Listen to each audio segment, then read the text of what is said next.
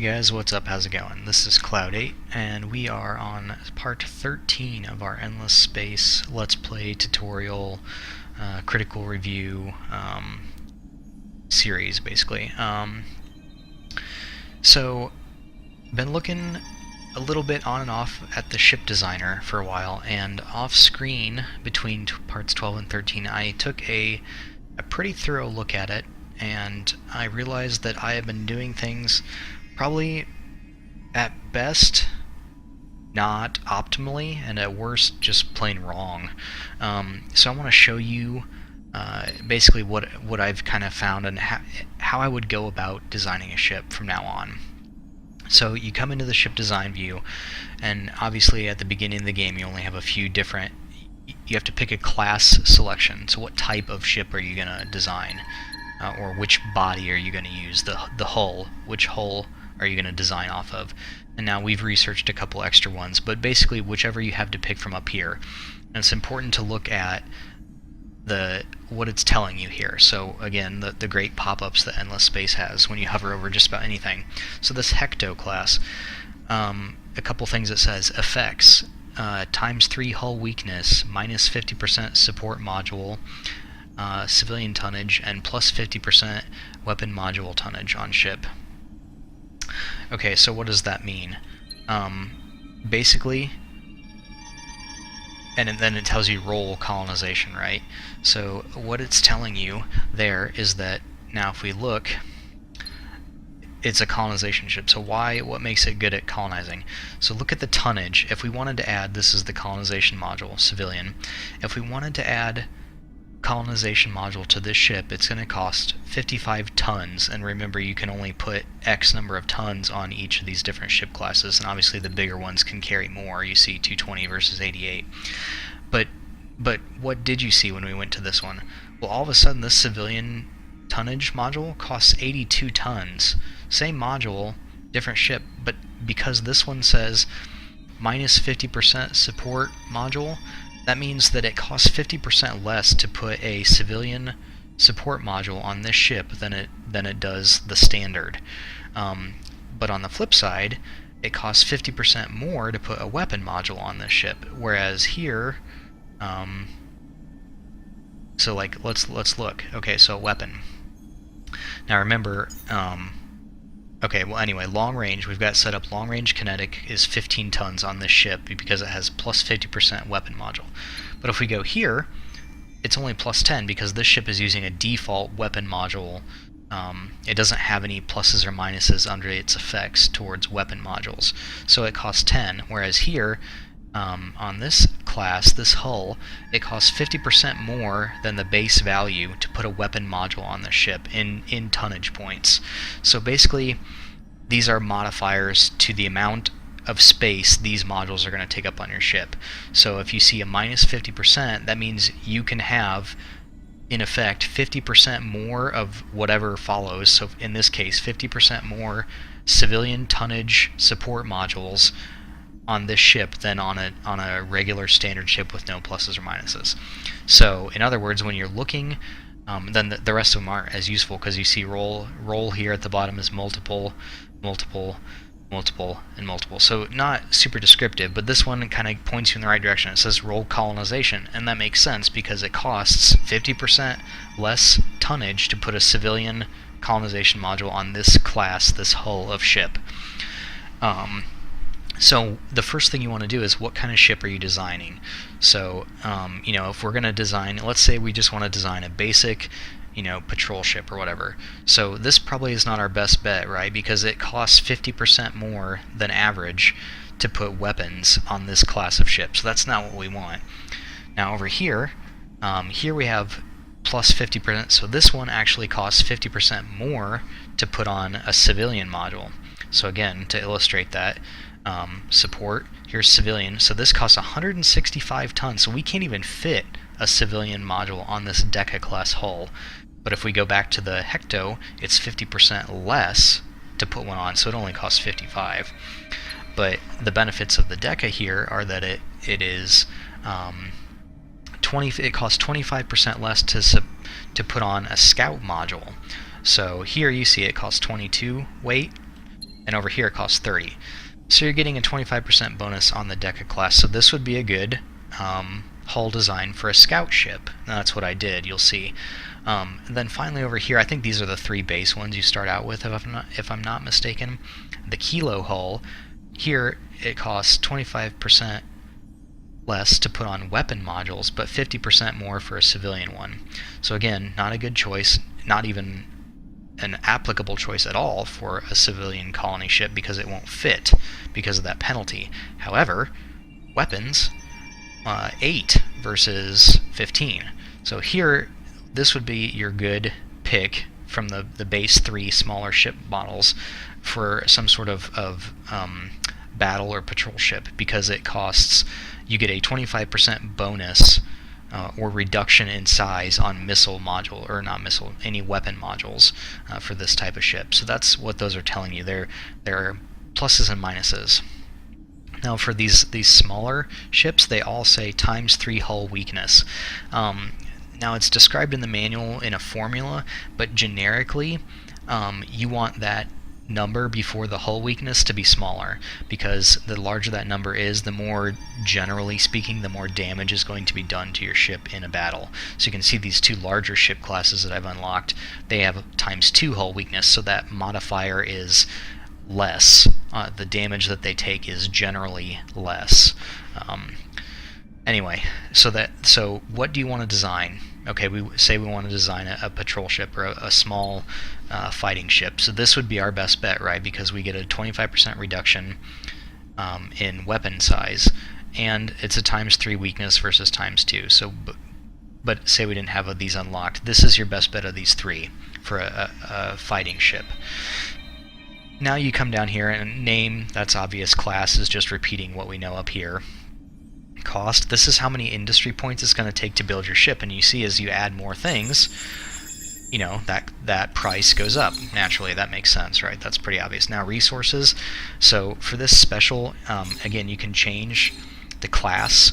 So the original class of deflector shields, 200 defense, the upgraded class, 300 defense. However, if you look down here, this purple icon, hexafarium, that strategic resource, is required. So now if I were to put that on the ship, the level 2, 1 of the level 2 deflectors, 10 weight, 20 military power, it then costs, it costs a certain amount of industry points, but it also requires you to have access of this hexaferum resource.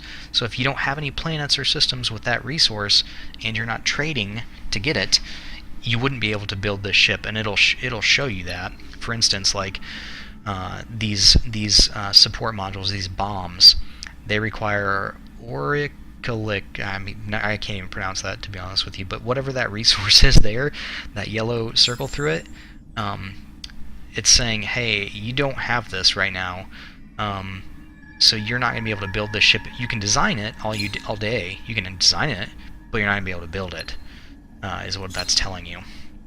Whereas these here, I have access to all of these. That's why they're not circled out with that orange circle. So that's what that is. So then now down here, so that will list all the resources you need to build the ship that you're designing. Down here, military power is my understanding of that is just a generic measurement of how powerful the ship is in battle. Health points or hit points, that's, you know, the same in every game you've ever played, pretty much. This is your command points. We talked about researching technologies to increase the size of your fleets. Well, this is how many points this ship is going to take up in a fleet. So our size, I think right now, is 12, so I could put 12 of this hull size in one fleet. Now if you look over here, these bigger ships cost 2, so I can only have 6 of these at the same time, or some variation of that adds up to less than 12. Evasion score has to do with how often you avoid getting damage, and something that helps with that, if you look at the engines, so plus 5% evade score. So if I upgrade its engines, I get some more evasion points out of that, and there's some more factors that go into that I am not 100% certain of, but basically that's going to help you get away from damage. The accuracy score, so I've hit a couple times on this a little bit, but when we look at adding weapons, So weapons come in three classes, or three classes.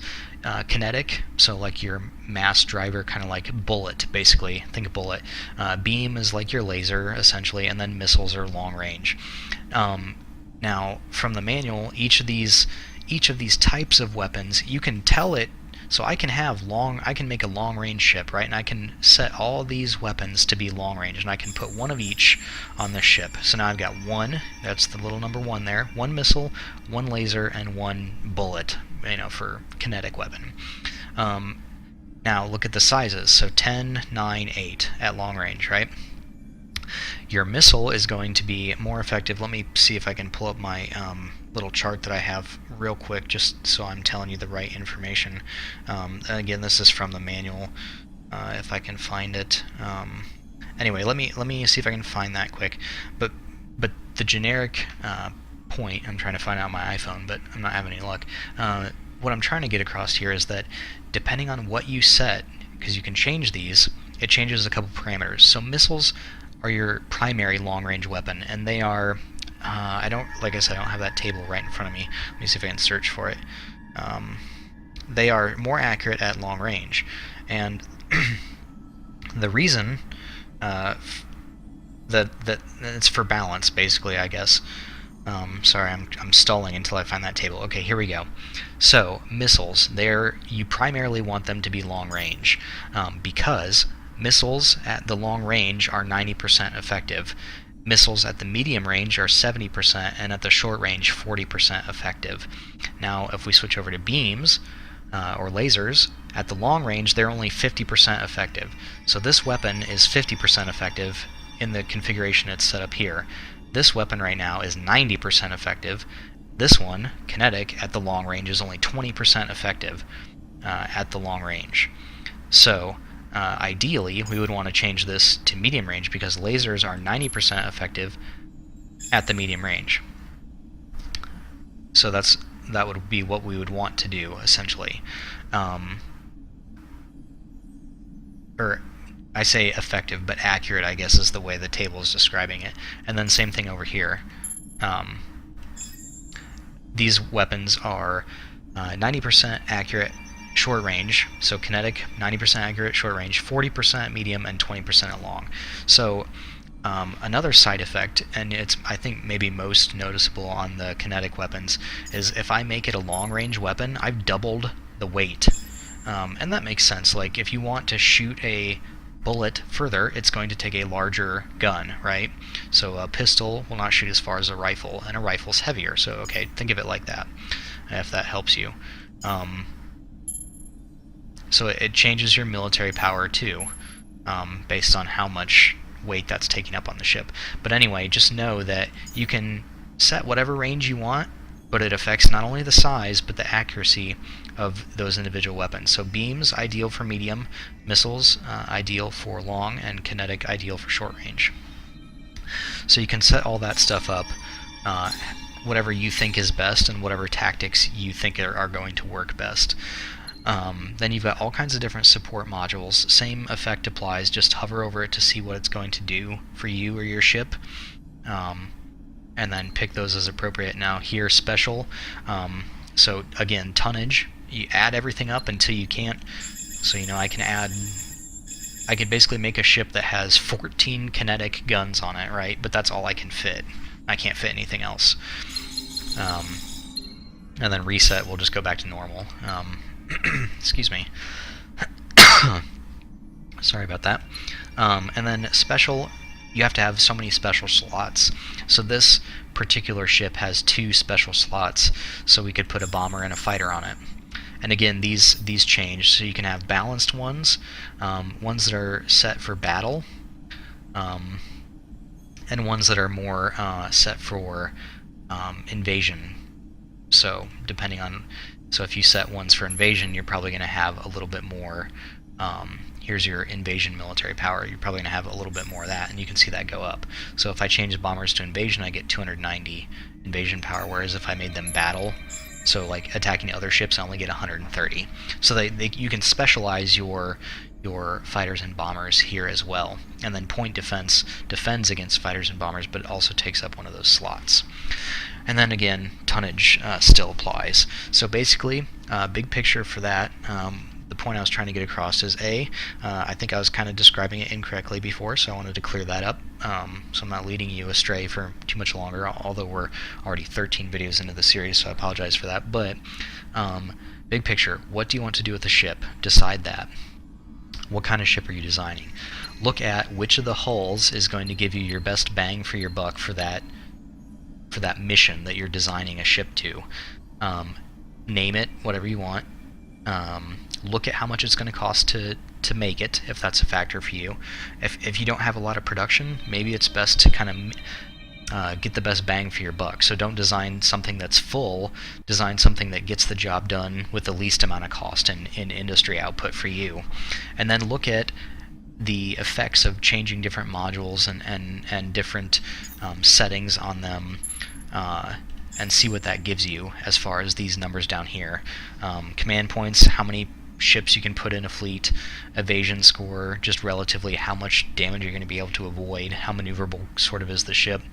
Your accuracy rating, again, not 100% sure how that's calculated, but we did talk about how accuracy can affect the 3 different types of weapons that you have, 3 different classes of weapons that you have, and then your siege, your invasion power there, and a generic military power.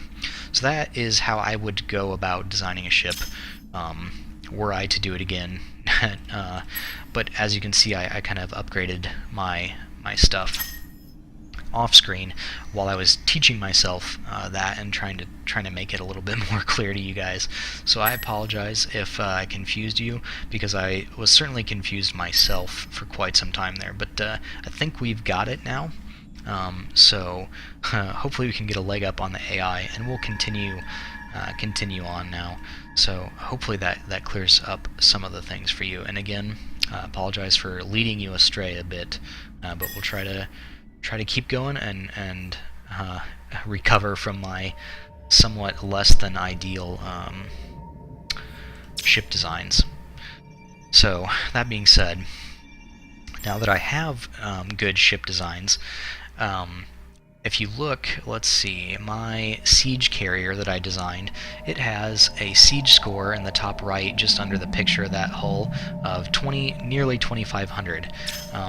But if we look at one of my invasion ships that I originally designed, they only have an invasion siege score of 702. So clearly, it helped that I researched some upgraded siege module stuff. But basically, if I make 2 of these guys, let's say 3 of these guys, that's going to equal more than my entire 6 fleet invasion ship down there right now. So I'm going to set that into motion here. And I saw a flashing warning because I do not have an exploitation here, and I'm going to go for some increased industry to help build those siege ships. So we'll do that there, and then here 152. I'm just kind of comparing industry to 117. So yeah, here in Carolina we will queue up. So cruisers are my generic medium-sized ships. And those are going to take up 2. So that's 4 command points, 4, 5, 6, 6. 2 cruisers. We'll make ship of the line is just like a big battleship with lots of weapons. So that's going to cost us, I believe, 2. Yep, 2 command points. So that's 8. I want a battle carrier that's going to have fighters and stuff, so that's going to be 10. And then what else do I want? Like a couple more patrol ships, I think. So yeah, we're going to basically make up a new fleet, and then we'll set some research. What does this ship have? Minus 25% special modules, so we could put more special modules on that. Probably not required. We could colonize asteroids or transform them into barren, so that might be worthwhile. Here we can transform to lava, planetary institute. I thought there's one up here that I wanted that was going to be good. Lossless transmissions, plus 50%.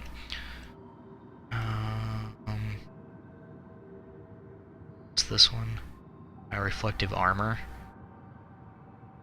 Yeah, let's go for armor. And then, was there a command? Was this a command point increase? No. Yeah, +1 per new ship class unlocked.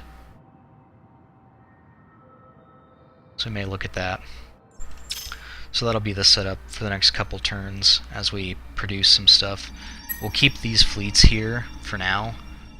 You know, we've got a good flow of income, so I'm not worried about that right now. We can kind of scrap these ships or just kind of send them on suicide-ish missions if we decide we don't really need them later on. Okay, so back in the game, set up again. Hopefully that makes a little bit more sense. Again, it's fun to play these games and try to explain them because it forces you to really understand what you're doing, which is kind of fun, I think. Let's see, so of this fleet, these patrol ships, and a repair ship. So we'll just put them on defend right now. This is our fleet admiral with our biggest fleet, and then the invasion ships are still there, so yeah, that's fine. I thought I was making, yeah, why is it 999? Oh, because I don't have that anymore. Yeah, that's silly. I changed it to scout, so that's what we need to do there. Yeah, and that's a side effect of deleting ships once I have that scout, I can modify it and it'll call it Scout 2 or whatever I want. But then if I delete that out of my list of ships, I can't retrofit it anymore or even build it. Endless tech. All factions get 50% increase on fleet speed, and I think so. This is like on a warp lane, and this is like the VFR direct kind of thing we were talking about from point to point. So either way, ship speed's increased. So we're building up our ships and stuff. I'm just going to use this fleet since it's basically going to be destroyed soon anyway. I'm just going to blockade some of his planets. Maybe this one would be a good one because it has that siderite resource. So like these, it doesn't look like he has access to any of them. But no, I guess that's not true. They just don't show up purple. So we can blockade that so he's not getting the effects of these resources. So yeah, we'll keep building up our fleets. One more turn for our research. And then once we get those big siege fleets, we should be able to get in here and take that relatively quickly. So we researched, what does this do? Assault troops, so that'll help, right? We could build an assault invasion module kind of dealy. Alright, insert friendly greeting. Current analysis favors open borders treaty. High probability of improved. The Soars appreciate your history of commercial exchange with the open borders. So they're going to give us Hyperium if we give them open borders. And they're going to give us open borders too. So yeah, that sounds like a good deal to me. And we want to keep friendly relations with them anyway. I don't see any reason to fight them right now. So they're expanding. If nothing else, they can be a useful ally against the United Empire, or just someone to stay off our back, basically. And then same agreement. If we offer this, there's pretty good chances to our benefit. No, we didn't calculate your benefit. Gee, show up for work. Okay, good. I like that. More Hyperium. Again, do we really need it? Probably not, but whatever. No point in being unnecessarily mean to your neighbors when you've already got a war going on. So, yep. That's my theory anyway. I don't know if that's actually true, but we'll go with it. So we're in a battle here, so we'll fight this out and then probably put a cut in the video. And I know this wasn't super interactive or whatever, but we did learn a little bit more about ship design, and that was kind of my goal for this one. So we just want to counter his missiles is what I want to do. And then for the melee, we'll do barrier. Let's just watch it, because I think probably all of our ships are going to explode. And you know what? If if my ships are all going to die, I at least want to see the explosions, because like I said, I really do enjoy watching good explosions.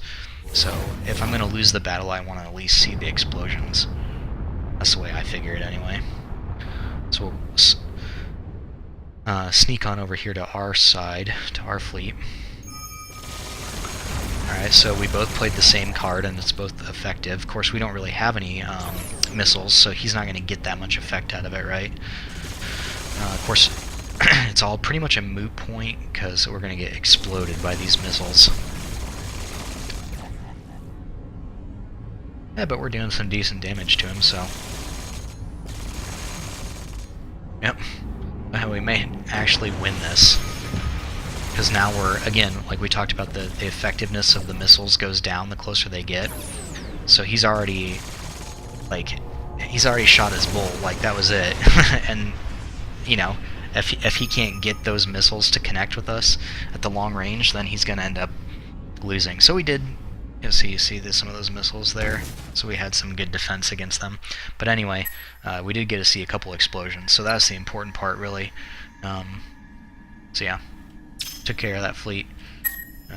We will blockade that planet.